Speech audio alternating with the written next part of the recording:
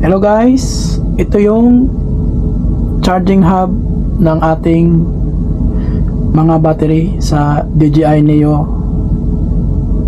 yung Flymore combo bundle Flymore. So meron siyang tatlong battery. So paano malaman kung ilang bars na lang yung battery nyo or natin? Ito yung power button niya. Pipindutin nyo siya para makita nyo kung ilang percent na lang siya. Pipindutin ko. Yan, lahat ay 4 bars. So ibig sabihin full pa siya. Tapos itong charging hub na to, meron siyang special function. Bali pwede mo siyang gawing power bank. Yes guys, tama kayo nang narinig, pwede siyang gawing power bank. So meron tayong free na cable na kasama doon sa ating kahon. Ito yon. Bali puro sa type C. Yan, i-testing natin ngayon kung gagana siya. So ito na nga guys, kakabit ko na yung cable. Tapos itong cellphone natin naka-off to para makita natin kung nag-charge ba siya o hindi.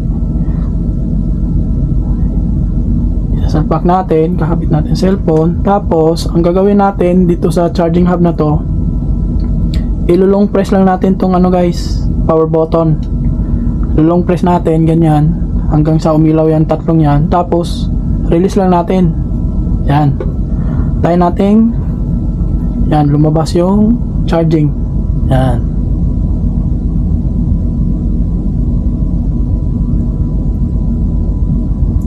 Di ba guys? Nag-charge siya. Yan. Yan ang gamit niya. Yun.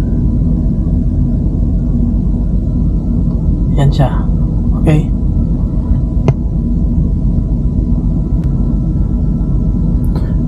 Tapos try naman natin siyang i-charge na naka-on siya guys. Yan, naka-on siya.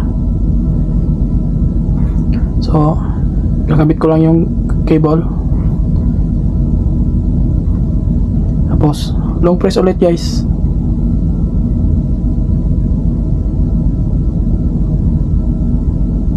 Yan, dapat lagi nyo ilulong press yung power button ng charging hub. Kasi pag hindi nyo ilulong press, hindi siya magcha-charge. Ang china-charge niya yung charging hub. Tingnan nyo guys ganito siya. Tanggalin ko muna. Yan, hindi siya nagkakarga. Yan. Hindi ko siya gagalawin guys. Tingnan ko ang mangyayari. Ito ang kakargahan niya. Yan nag-umpisa na magkarga yung charging hub, yung mga battery, kinakargahan na, kumukuha ng kuryente sa cellphone. Kaya dapat pag gagawin nyo siyang power bank, huwag nyo kalimutan na i-long press to yung power button para power bank siya. Sana may natutunan kayo. Salamat.